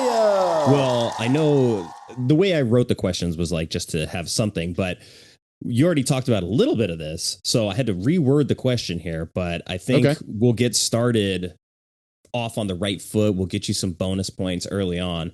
So we've talked about the cast, obviously. Fraser, Fonda, Chris Katan, who we're going to come back to, Giancarlo Esposito, Rose McGowan, Megan Mullally, Bob Odenkirk, and you had mentioned Thomas Hayden Church in a cameo that's basically uncredited. There is also, besides him as an Oscar nominee, there's an Oscar winner in this movie. Who's the Oscar winner, and what did they win for? Brendan Fraser for The Whale. Oh, sorry, the other Oscar winner besides Brendan the other Fraser. Oscar winner. I should have wrote that question better. You already named. That's okay. You already named her. Oh, that would be Whoopi Goldberg for Ghost. That is right. Look at that. See, on the board early with 2 points. I was lucky, very, very lucky and fortunate to not only work on Star Trek Picard, but to work with Whoopi Goldberg for a few days as well. That's awesome, man. She's really, really cool. I'm glad to hear that. Yes, that was a lot of fun. Yeah, Ghost is one of those movies that sort of like was in my movie upbringing. So her performance in that has always been one that's been like very important to my like life, I guess. Not For that sure. like it embodies anything in particular, but my mom showed it to me, and so like it sort of passed down that way, and I've always loved her. So it's great to see. Great. It's great to see her in this, kind of like hamming it up and just like having some fun with a ridiculous character. And speaking of ridiculous characters, do you know which actor was initially intended to play Stu Miley? Oh, yes. I believe it was Ben Stiller. That's right. Yeah. I remember. Cleaning up. Yeah. That would have been pretty interesting, honestly. Because Zoolander was almost about to come out. I can't remember when exactly Monkeybone came out, but Zoolander was same year, if I remember correctly, 2001. So I could see it. I know V and I do talk about like, oh, so-and-so was offered this for the role of the movie that I had chosen on Movies Games Podcast. And we always talk about the alternate universe of seeing that movie. And I could alternate universe Monkeybone with Ben Stiller. I think that would be pretty entertaining. Yeah, there's definitely some other reality where he's in this movie and maybe it's a huge success. Right. Maybe still also not, but very different sort of stylistic approaches to how they present humor between Fraser and Stiller. I think Stiller could have gone both ways, where he can sort of play almost like the dark, brooding side of the humor, like the very dark aspects of it. And then we've seen him do very, very over the top stuff as well. Like a lot of his supporting roles and stuff like Dodgeball, or I think it's, is it Billy Madison or Happy Gilmore, where he's the nurse that's going to kill the grandma? Oh, yeah. That's Happy Gilmore. Yeah. Yeah. So he's done all the heavyweights, he's done a lot of stuff where he's just been completely zany, off the wall character. It seems like if you put a mustache on him, he gets into like a whole different range. And so we know that he's capable of sort of doing both sides of the equation. And it would have been a fascinating performance from him. So he dropped out to do Mystery Men, which I don't think was a bad decision ultimately career-wise for him. But, I wouldn't mind seeing Stiller in that alternate reality if I had the goggles. Right. But we don't. That would be fun. Yeah. No, we don't, unfortunately. Yeah. Well, let's go to our third and final trivia question. And so this is Brendan Fraser's third collaboration with Dave Foley. Do you know what the other two are? I definitely know one of them, Blast from the Past with Alicia Silverstone. Fantastic. And I don't know the other one. I can't think of it. I am a Dave Foley fan. I do like him quite a bit. He's great, but I can't.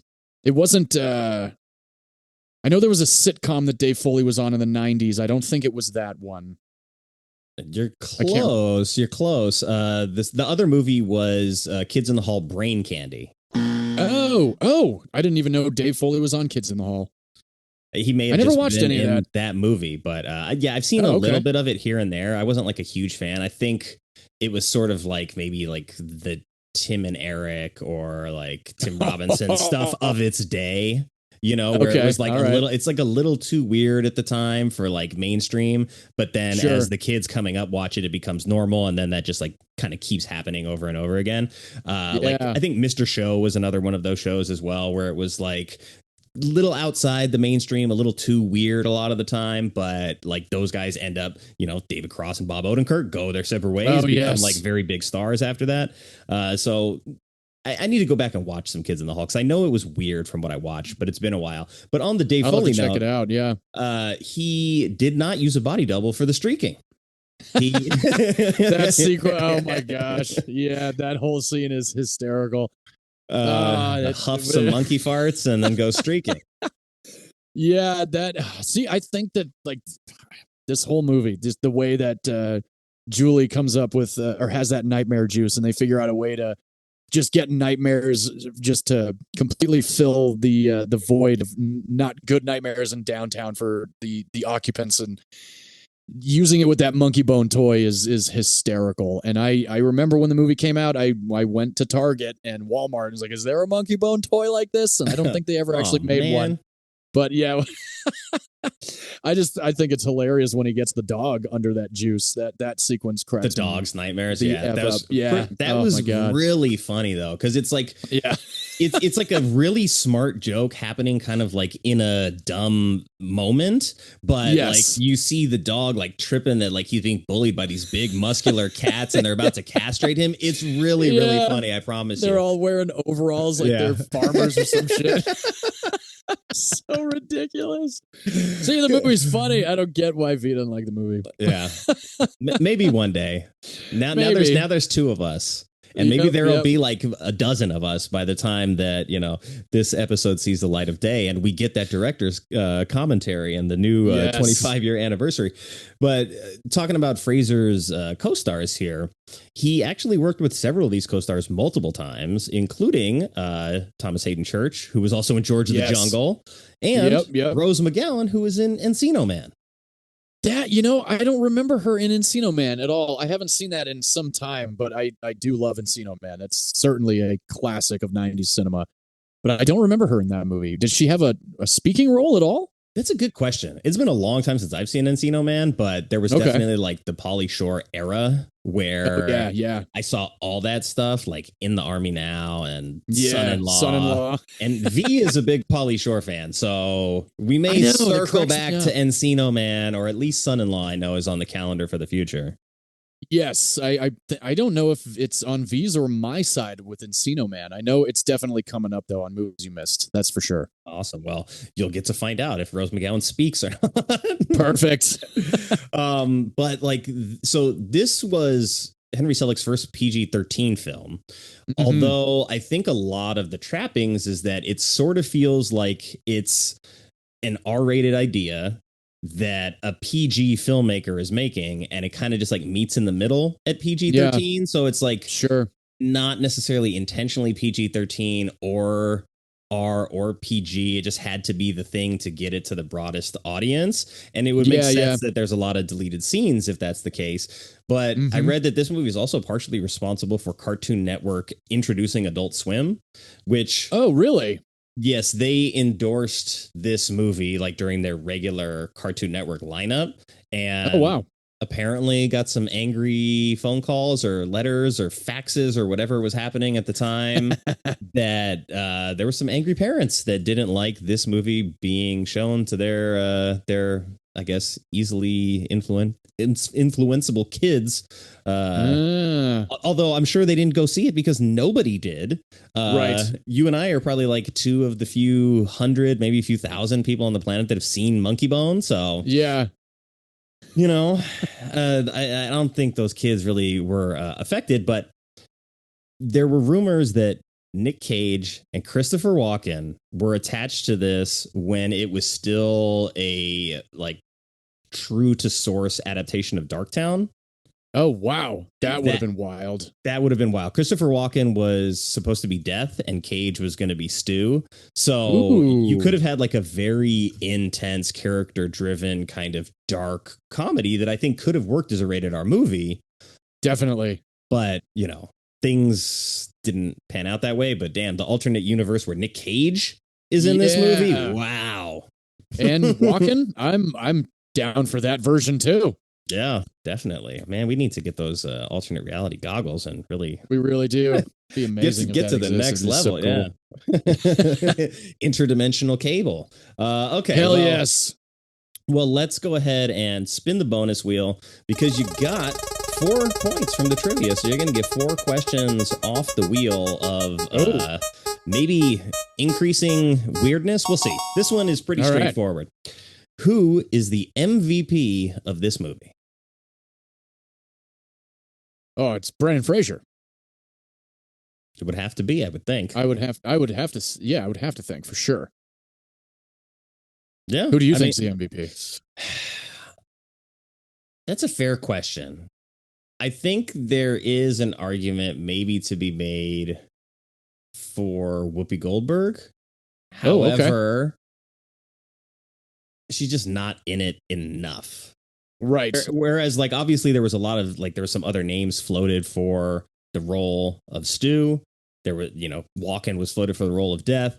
I can see some of these other versions, but like we talked about with Ben Stiller, I feel like the physical comedy that Fraser brings to this movie is very, very much kid-friendly enough to get the stuff where he's jumping on the mantle, right, and throwing stuff at the dog, or when he's when he's got the goatee and he's swinging around on the bedpost and stuff. Like, I feel like that works better with the guy who has demonstrated in his career already that his physicality is important, whether that be George of the Jungle, whether that be The Mummy. Like, Fraser's physical presence matters more to this movie. And that scene where he's like dive in, he jumps on the bed and smashes his head into the headboard, right? Yeah. One of my favorite things that I noticed this time around, it's like a very small detail, but they cut to him in the bed later when he's wearing like the raincoat and the boots, but he's got no pants on after he's robbed the Sleep Institute. And the headboard is like held together with string and duct tape. Oh, I didn't even notice that. Yeah, it's like very, very subtle, but like interesting attention to detail. And that they're saying that like he broke the bed basically, and that they've like put some ramshackle supports together to keep it in place. So it's kind of funny to see that because it's not mentioned that like the bed is destroyed or that we don't see his like head take a chunk out of the headboard or anything like that. So it's just kind of funny that like they implied that he broke it from all the roughhousing. Yeah, that's great. I love that. I would say another honorable mention MVP would be Chris Katan for me. I thought his entire just absolutely hysterical. He makes me laugh so much in this movie, and I've always been a Katan fan. Me too. I feel like Corky Romano is certainly one of those so bad it's good because of Chris Katan, but just the fact that Chris Katan's character has a broken neck and he's always like trying to hold his head up, and then he uses that piece of wood and duct tapes his head straight up. And there's just so much physical comedy with Chris Katan's maybe 17 minutes in the movie that is just absolutely gold. And honorable mention to Chris Katan for sure. Yeah, his 17 minutes is very important. And when we're talking about physical comedy, like his physical representation of what's going on, I think is like the only other person in the movie that matches like Fraser's intensity in terms of like the physical comedy. So it's important that it's the two of them at the end because it elevates it into like a completely different level by the time it reaches that finale between the two of them. And one of the posters actually has Chris Katan on it. Yes. So it's like him and Fraser together, which like is just implying that like he's got a much bigger part of in the film itself. But I grew up with him in SNL, so I've always had. He's like on a the soft spot DVD for him. cover. Yeah, he is. That's what I'm saying. It's Brendan Fraser, Chris Katan, and Monkeybone. Like those are the three people. The monkey is not a person, but still, yeah. The fact that he's on the DVD cover is like, and I wonder if they use that because that was his SNL tenure too. So they're like, oh, Chris Katan's in SNL. This will bring in an audience, and unfortunately, it didn't. But gosh, I love when he wakes up and he's duct taping his stomach. And he's like, I need this body. And Bob Odenkirk's like, we need those organs. Get back on the table. It's like that's a whole literally awake. It's a whole different movie for a minute. Yeah, like it really is. The possession story and the organ donor running away, but his organs are like kind of falling out. He's using them as projectile weapons. Yeah. You've got the crazy doctors who just don't let it go or are not scared by the fact that they just saw like a body be reanimated in front of them. Yeah. It's just this thing about the organs that they're so obsessed with.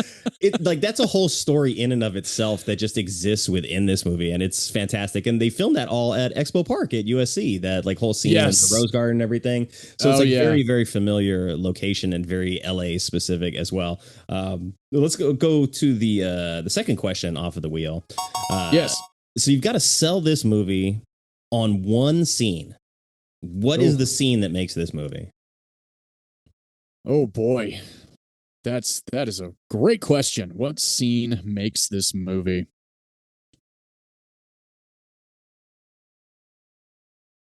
Damn. Yeah, it's a tough one. Yeah, that is.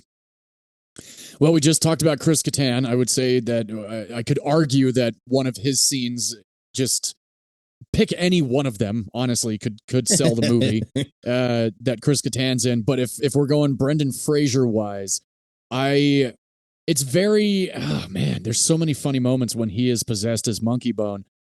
I would say probably the bedroom scene would be a way to sell the movie. Yeah. Now, granted, it's definitely crude, it's definitely sexual, but a lot of people have a sense of humor, so that could do it. The scene where he is dressed up as the Grim Reaper trying to get the exit pass, and where we first meet Death and Thomas Hayden Church's character could be a good one.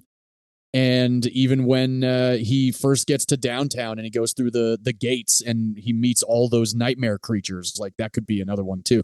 So there's definitely a couple ways that could be sold in this movie. However, it was a tough one to sell, and I guess even now it's a tough one to sell because it's not for everybody.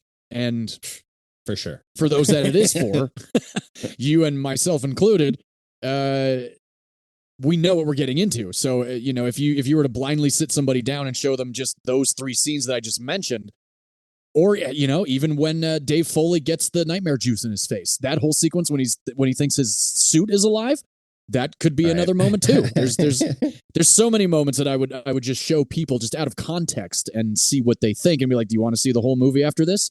And some would very likely say yes, and a lot would very likely say no. So I would say those four scenes, but if I had to narrow it down to one, probably the sequence where Stu Miley goes to downtown the first time. Yeah, you got to bait the hook with something. And exactly, yeah. Start it early because you don't need a whole lot of exposition there because that's where he wakes up on the roller coaster. But, I would say that would be a good one to go with. Oh, for sure. And I'm a big production design, set design guy. And so when you get to downtown, it's like this weird dark carnival world. I'm like, I kind of want to go there. Like, I wish the set existed and you had the characters walking around in costume and like you could actively go to the bar or the restaurant or whatever. It's like I would spend an afternoon there if it was part of like Universal Studios and they had downtown. I could just go in there. I would love that. Like, so I'd have a Comatini or two. Yeah. I feel like I have like a strong affinity for that. Like when we talked about Hook on this show, I was like, if Neverland existed, I would totally hang out there. Absolutely. Yes. If Waterworld had like Airbnbs and they just had like a big floating barge, I would be first in line to sign up for the Waterworld Airbnb. That'd be pretty badass. Yeah, I'd be down for that too.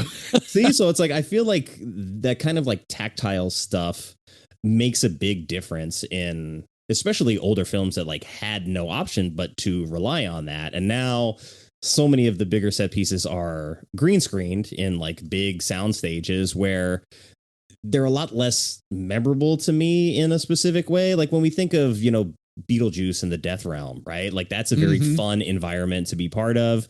It's very well thought out. Like you actually have to walk through the entire environment. So to see that the craftsmanship on that side of the equation is something that I always just like to make sure that I give props to when it's something that I really, really enjoy. And I think this movie has it in spades. That set design is crazy.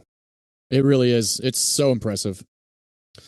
All right, let's go to the next question. You got two more. And so if you were going to make a new version of this movie today, what filmmaker would you want to see at the helm? Who's got Ari the Aster weird juice? or Robert Eggers? Oh my goodness. You don't talk about it. You're going to really make this scary, aren't you? Yeah. I would say Robert Eggers or Ari Aster could totally, completely take this and make it something absolutely even more bonkers than it already is. Oh, wow. Yeah. If I'm going like new age, those two, I would say for sure.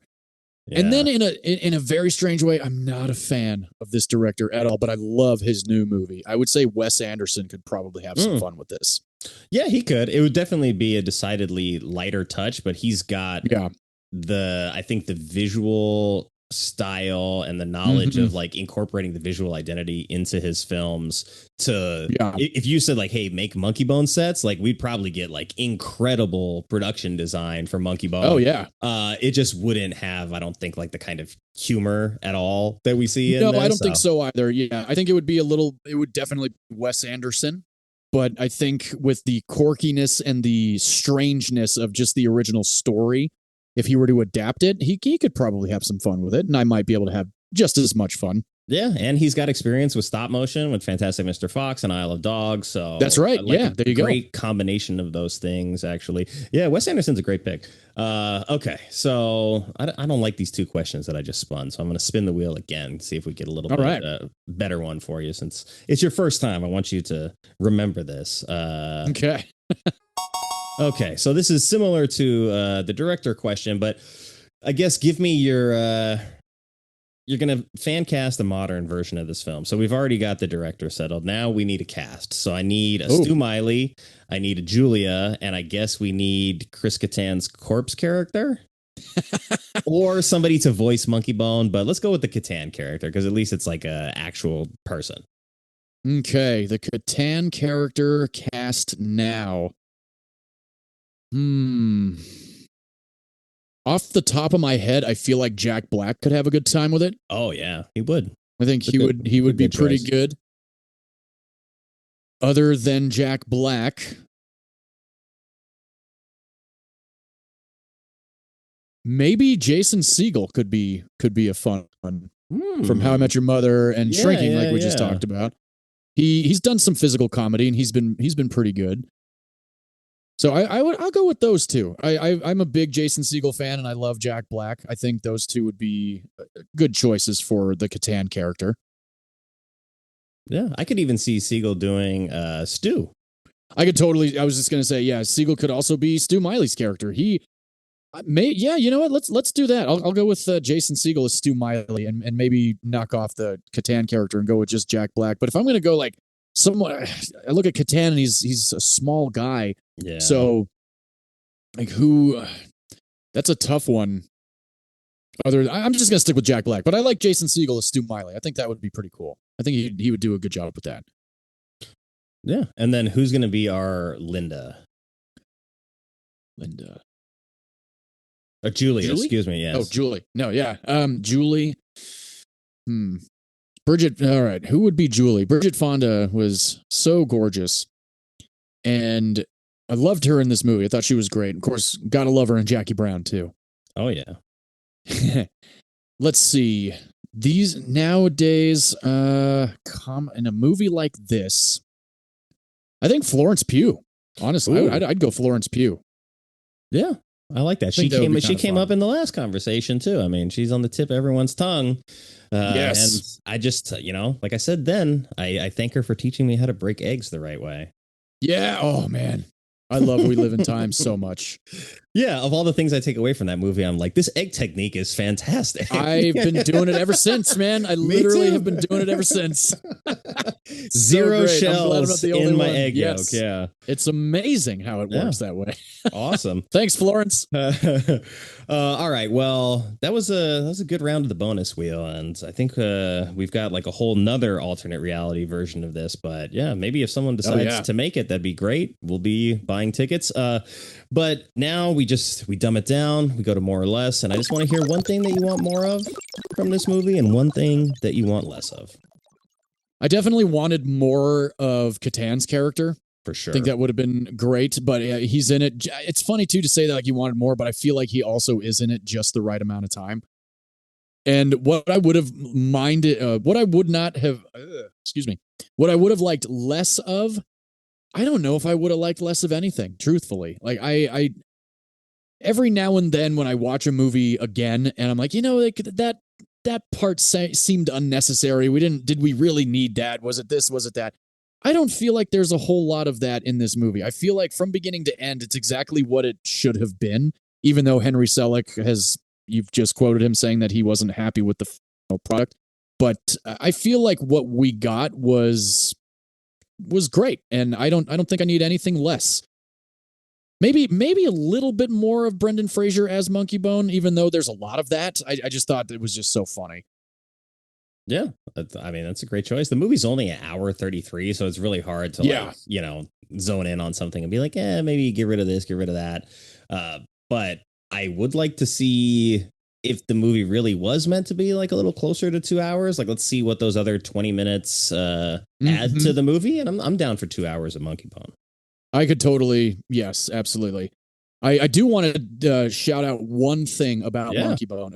A friend of mine is in this movie. What? She is the lovely lady that takes the bat from him to swing at the Stu Miley face pinata. Nice. That is my friend Michelle. She actually stood in for Kirstie Alley on Scream Queen season 2 when I worked on that show. Wow. And I remember I can't even remember how it came up, but I was talking about Monkeybone one day, and she came up, she goes, I'm in that movie. I'm like, what? No, you're not. And then I went home and I watched the movie, and sure enough, there she was. Wow. So I just wanted to shout her out. Michelle, always good to see you in Monkeybone. Awesome. And she said that she had a great time, and that, Brendan Fraser was awesome. Good. I'm so glad to hear that. It's a great story, man. I was actually going to be using some kind of segue to get us to the point of the show where I was going to ask you if there's anything else you wanted to talk about in regards to Monkeybone that we didn't get a chance to already talk about. And you really, kick the tires and light the fires for us with that one. So is there anything else that you want to bring up about Monkeybone before we go to Critics Corner? I just wish it did better. When I went opening night, my buddy and I got to the theater early, and because I don't do it anymore because there's so many trailers and previews. I get there as late as possible, but I used to get to the movies about a half hour before the movie even started. And my buddy and I walked into the theater while the showing before ours was still playing, and there was only like 4 people in the theater. And we walked out, and I was like, man, I hope more people show up. Nobody showed up for our show. And it was just he and I in the theater. So I wish it just would have done better. And maybe this episode will get people to watch it again. And like you said, 25 years is coming up next year. Maybe there will be a resurgence of Monkeybone. Let's hope we can get the Selick cut. Let's hope we can get it on 4K. You and I at least want it. I'm sure the other 998 people that have seen this movie will want it too. So let's get that campaign going on Twitter as soon as possible. The way I described it to people was that, like, if a movie could be like a mind-altering drug, Monkeybone is that movie. And so if that appeals to you, then I think you should check it out. But if you're not interested in mind-altering drugs, well, then, I understand. Probably stay away from Monkeybone. It's not going to be a good experience for you. So the one thing that I just wanted to point out before we get to Critics Corner is that there is a scene in this movie where he is imprisoned in the nightmare realm, and Hypno is sort of like teased him that he spells out the plan that like Monkeybone had backstabbed him to take control of his body. He spells out all the details about making nightmares and stuff. In the prison cell, he meets like Lizzie Borden. He meets Jack the Ripper. He meets Stephen King. And so Stephen King was initially going to actually play that role of Stephen King, but then So they got a look-alike, and then he's Steve King as he's introduced in the movie, but he's uncredited in the credits because they had some legal issue that they didn't want to get into. But the weirdest bit of trivia about that scene is that he meets Edgar Allan Poe, but Edgar Allan Poe is played by an ancestor, or a descendant, I should say, of Edgar Allan Poe. It's Edgar Allan Poe the 4th or the 6th, something like that. That is awesome. That's so wild. They're like, hey, we need someone to play your great, great, great, great grandfather. Yeah, sure. Okay, let's do it. I love that whole scene. He's like, do any of you have figments? And they cut to him. He's like, Raven. And Steve King's like, mine was a dog. Man's best friend. Yeah. I busted my ass trying to get that exit pass. Who got to use it? Cujo. Oh, man. I love that. That was so great. Good stuff. And I think like fans of sort of like literary history and maybe get like a little bit extra kick out of that as well. Oh, for sure. Yeah. Well, let's head over to Critics Corner, because we've been very nice and friendly to this movie, and we've lifted it up and we've been cheerleading for it. So now we need to go to Critics Corner and be faced with the brutal reality of a 40 overall Metascore. And we start at the bottom, as we always do, with a 25, but there's two 25s on the board, so you're going to get your choice here. We got the Boston Globe or the Baltimore Sun. Let's go with the Boston Globe. Why not? All right, this is J. Carr, says, for all its antic grasping, it lies flatter on the screen than its graphic novel source lies on the page. Womp, womp, womp. Oh, damn. Damn, Jay. Yeah, that's tough. Savage. I mean, obviously we don't agree, but I don't even know what to say to that. It's just mean. Yeah, that's a bit mean for sure. Okay, so we're gonna go up the board, and we've got 338s, but every time he's here, I make sure to read his review because it's Roger Ebert from the Chicago Sun-Times with a 38 out of 100. Says the movie never takes off. It's a bright idea the filmmakers were unable to breathe life into. So I think he at least acknowledges that like there is good here, but it didn't work for him, and that's a much nicer way to say that he didn't like it than Mr. Carr from the Globe. So, all right, yeah, we've got. I mean, Ebert's never really been a big fan of horror, so I mean, not surprising. Yeah, I've never been a fan of Ebert. No, personally, I just never. I did watch Siskel and Ebert back in the day when it was on, and I just disagreed with him so much, and that wasn't the only reason why I didn't like him. I just felt like there was a lot of pretentiousness coming off of him, and everybody is a critic, and that's fine, no big deal. But there were certain movies that I was like, buddy, really? And Siskel would like it, and Ebert wouldn't, and then Roper showed up, and I was like, oh, who's this guy? So I never really continued watching Siskel and Roper, or Ebert and Roper, excuse me. Siskel died before Robert did. But yeah, that's one thing that V likes to do on the podcast. V will every now and then like jump talking about like tomato score and stuff like that. And I've never really been one to read a lot of reviews. I stopped reading reviews around when Titanic actually came out. I used to read the calendar every Sunday and just look at all the movie posters and read the reviews of the movies. And I mainly stopped reading them because they were all spoiler driven. Like they were just, I remember reading the 28 Days Later review after having seen the movie. I was like, man, I'm glad I saw the movie first. So that was the other reasons I was like, I'm not reading reviews anymore.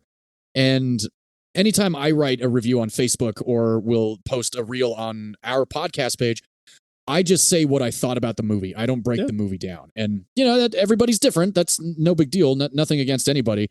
But that's my kind of take on review types. And I would love to get paid for it. Yeah. But, it is what it is. Yeah. I think there's like sort of a fine needle to thread with movie reviews, because the way that I did it, it's been at least probably like almost a year. I think maybe Love Lies Bleeding was the last one that I wrote, but I really enjoyed that movie, and I really enjoyed writing about that movie. Yeah. And the idea is like, look, I'm not trying to ruin the movie or like spoil anything, but like in order to say the things that I want to say about this movie, fair warning, if you're going to continue reading, there is going to be some details. I do sort of shape it to where it's like, I don't look at it like I have ruined the story or the surprise or anything, but just, full discretion. There's going to be some stuff in here that is like specific. And if you haven't seen the movie, then that might be a turnoff for you. But I am with you in that I don't really read reviews anymore, mostly just beforehand. And then if it's a movie where I'm like, I'm not sure how I'm feeling, or there's a very specific interpretation of a movie, like it happened with Sinners at the beginning of the year, where I read like a very thorough sort of detailed review on Twitter about it, that I was like, oh, it's a very interesting way to look at this film. And I think it enriched my experience. But like, if I've already seen a movie and I like it, I don't need to read a review of someone saying it's shit. Like, what's the point of that? Oh, it's not going to convince me that it's shit. And I don't need to just like see somebody be angry and like taking it out on a movie that they didn't like either. So exactly. Yeah. I get that completely. Yeah. All right. Well, let's see. Did we leave off in the 50 range? I think we did. We've got the San Francisco Chronicle and the Miami Herald both on the board with 50s. So you get to pick again. Oh, let's go San Francisco. Why not? All right. San Francisco Chronicle. This is Mick LaSalle. Damn, I read that name a lot on this show. Mick. Mick says it's too grotesque for children and just too silly for their parents. And I think he's at least got his finger like on the pulse of maybe the primary issue with Monkeybone in its failings at the box office, right? Like we talked about this throughout the course of the episode, and that it is sort of stuck between PG and R, and the result is like an artificial PG-13. So that's at least fair. And he still gave it, 2.5 out of 5 out of 10, whatever his scale is. Sure. Good Not on bad. you, Mick. Good on you. Yeah. Okay, so we're going to jump over the 60 because we've got a 63 on the board with USA Today, and this is Susan Wolzinska? Something like that. Sorry, butchered that, Susan.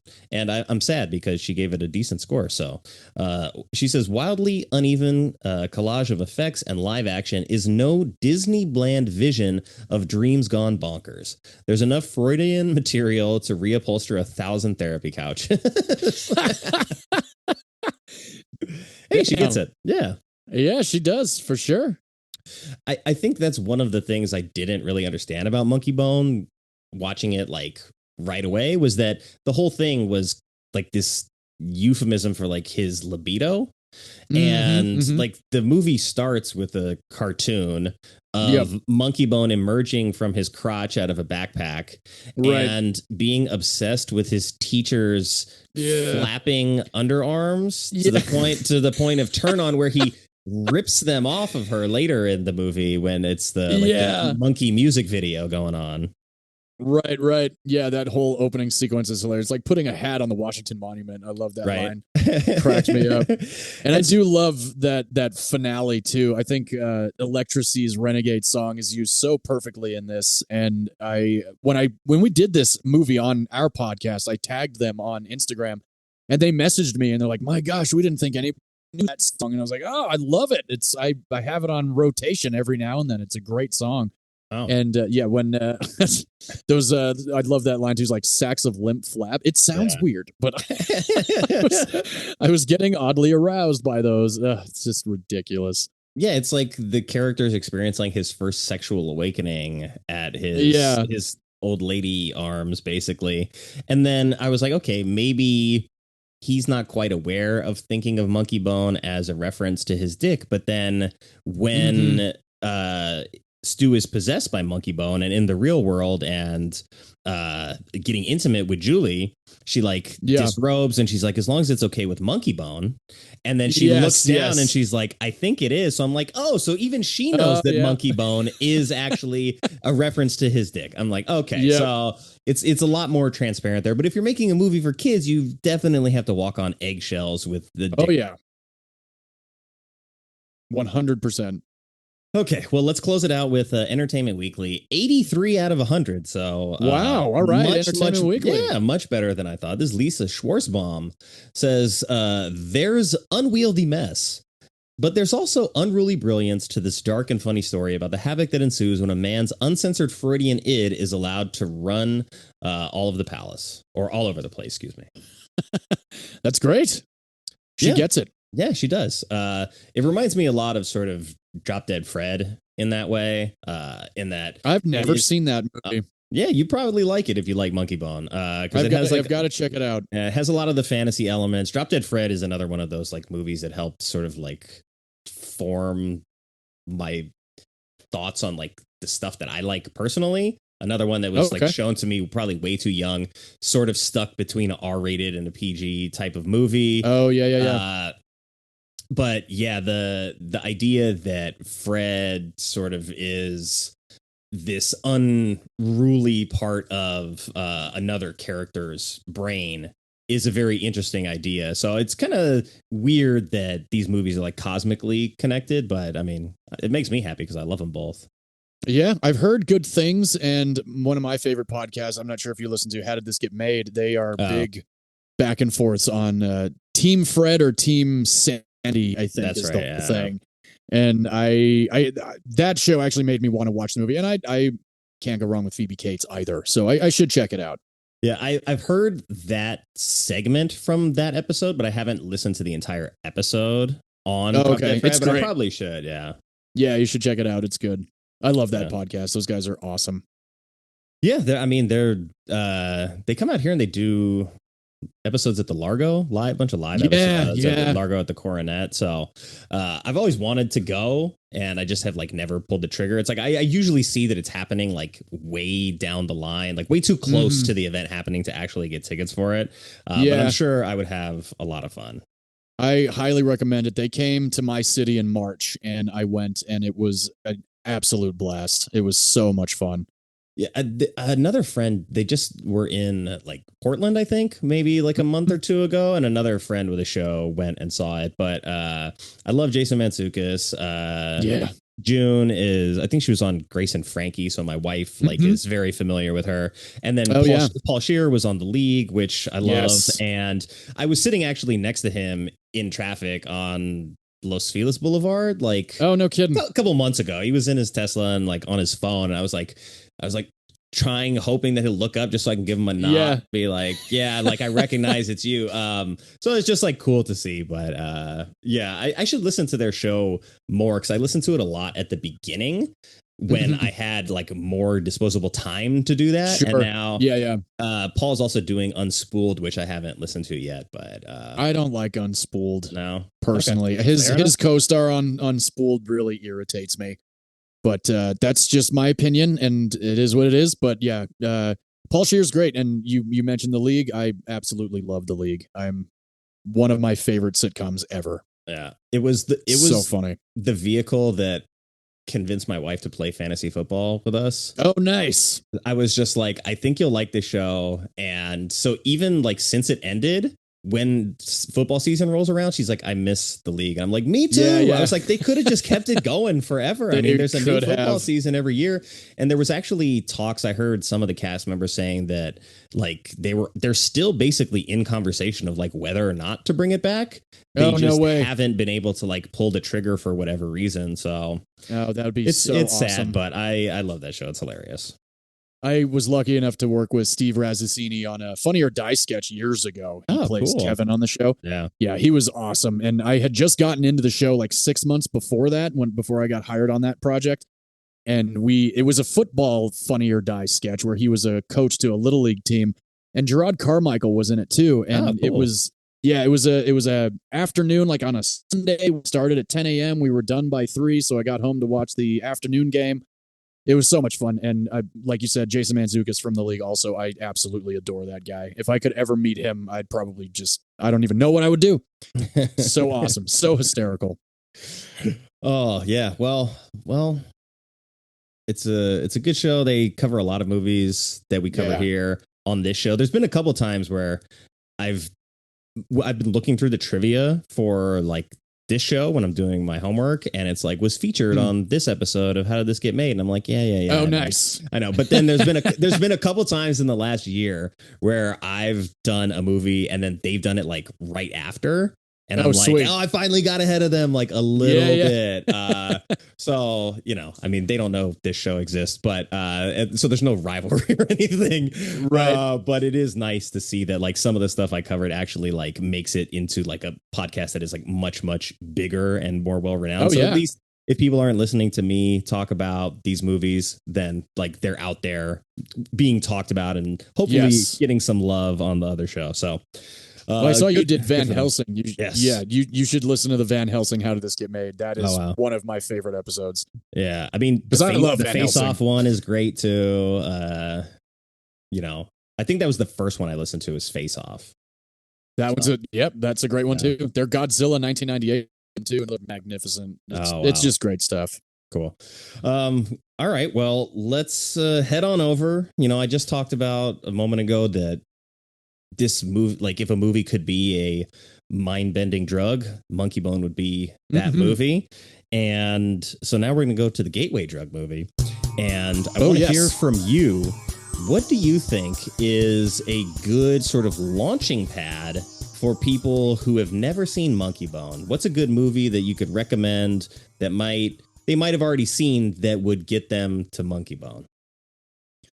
This one I thought of immediately because it has to do with hell and not necessarily possession, but there's a character that is very Monkeybone-esque in this movie, played by John Leguizamo. Ooh. I went with Spawn. Ah, interesting. I like that. Yeah. I thought that would work really well, and I feel like literally everybody on the planet has seen Spawn. With Michael Jai White and Martin Sheen and Leguizamo.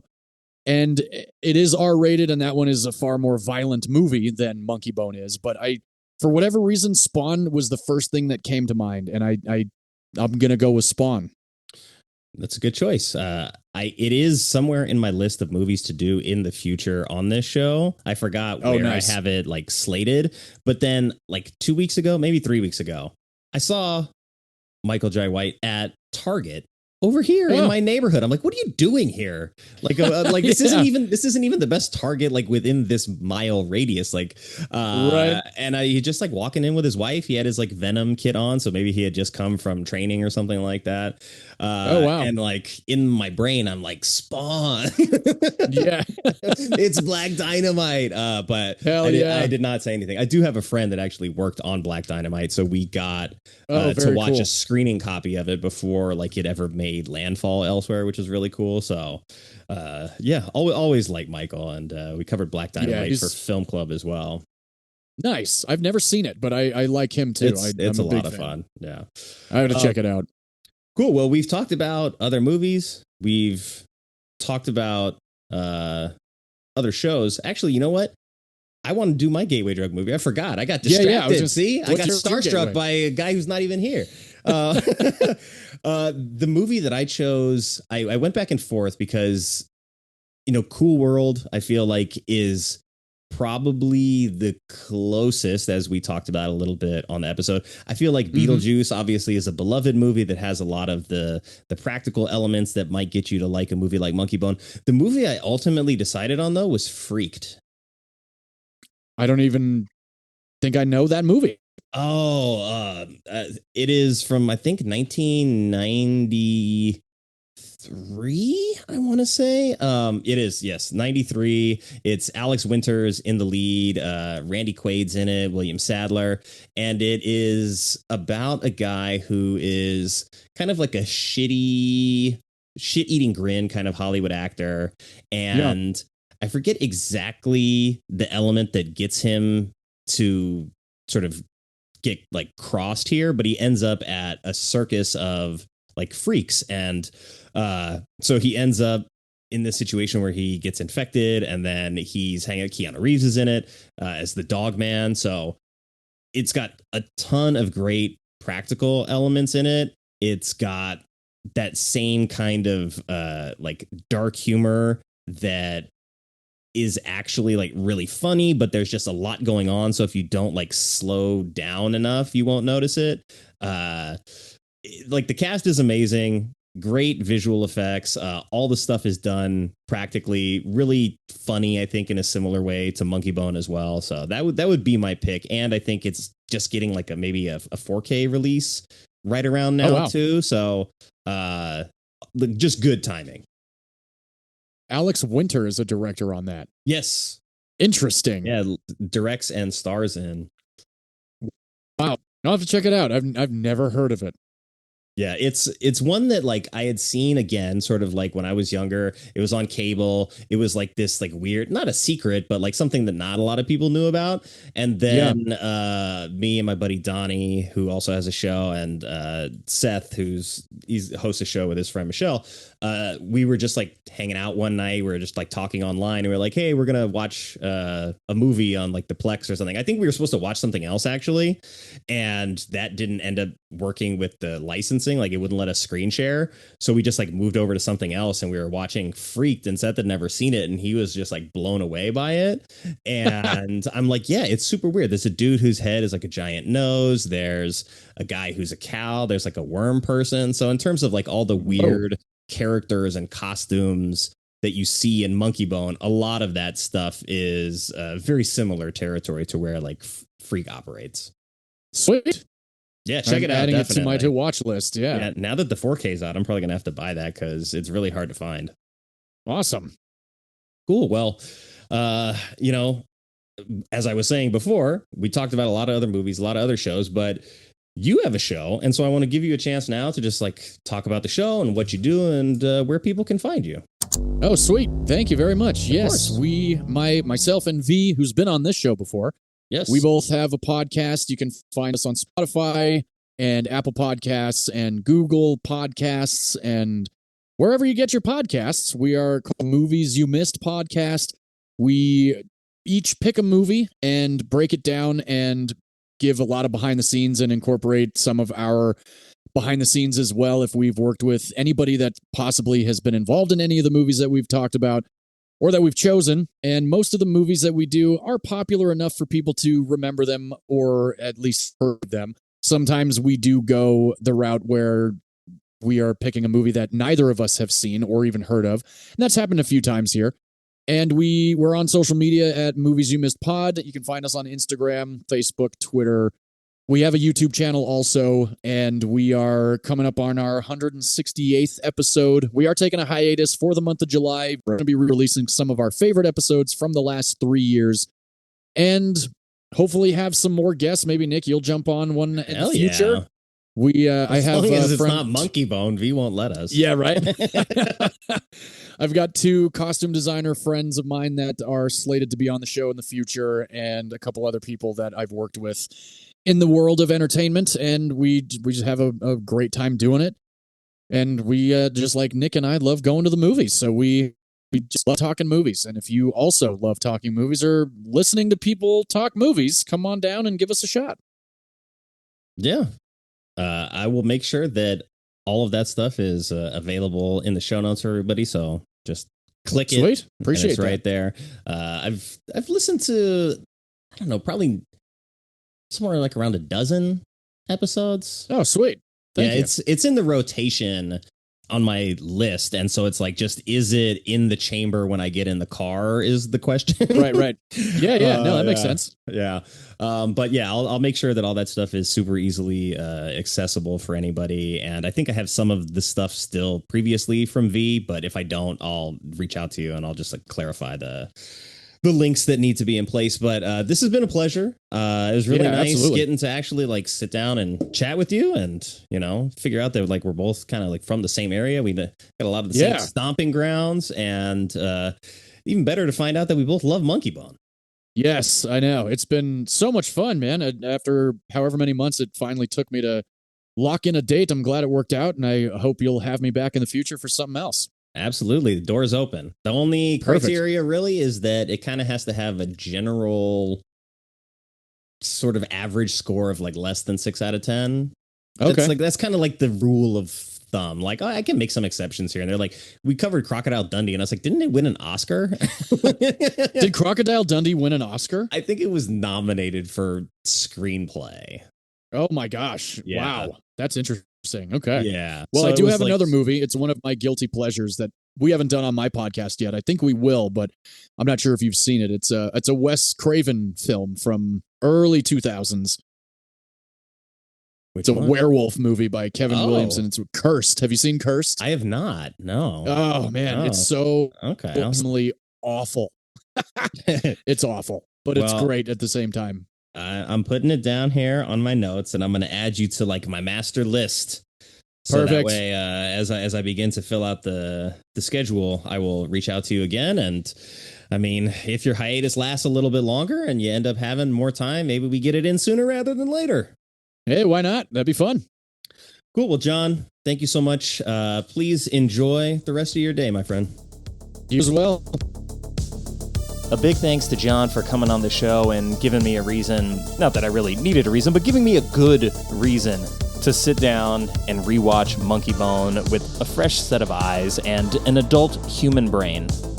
Make sure you check out the Movies You Missed podcast where John and his partner V, who's also been on the show several times, talk about movies without spoiling them, unlike I do here. And hopefully one day in the not too distant future, you're going to hear me on that show. But if not, you'll probably hear John or V right back here on this show. If you had fun with us, definitely check out the show notes because the links to all their stuff in the socials is going to be up and ready for you. And of course, thank you to everyone who took the time to listen to the episode. I know there's a seemingly infinite number of options when it comes to podcasts, and I appreciate you letting me into your ear holes and hopefully into your hearts. In all seriousness, though, time is valuable, and I am very grateful that you've entrusted me with yours. If you enjoy the show, please consider leaving a review or at least a rating and telling a friend about it. If you don't enjoy it, then maybe let's keep that between us. As I mentioned in the open, the new members only section is in fact live at badmovieswelove.captivate.fm/support, where you're going to get access to a bunch of goodies for only $5 a month. And I would absolutely love to hear from you, so if you have a bad movie you love and would like to be a guest on the show, you can contact me at badmovieswelove@theshice.com or badmovieswelove spelled LUV on Twitter and Instagram. And until next time, take care, be well, stay safe, and have fun however you get your movies.